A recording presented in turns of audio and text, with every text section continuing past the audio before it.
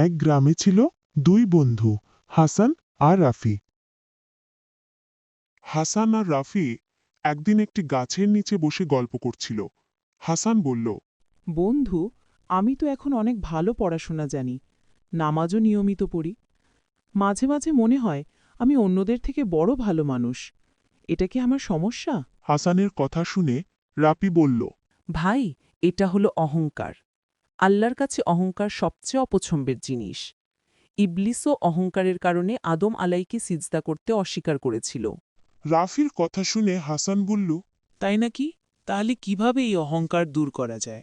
হাসানের কথা শুনে রাফি বলল, মানুষকে ছোট মনে হয়, সত্য গ্রহণ করতে কষ্ট হয়।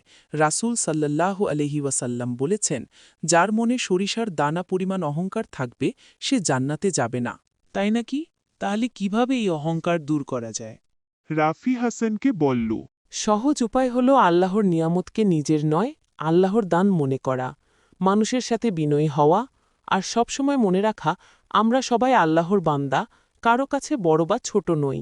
তাহলে আমি আজ থেকে চেষ্টা করব বিনয়ী হতে, অহংকার না করে কৃতজ্ঞ বান্দা হতে। অহংকার মানুষকে আল্লাহর রহমত থেকে দূরে করে দেয়, আর বিনয়ী মানুষ আল্লাহর কাছে প্রিয় হয়।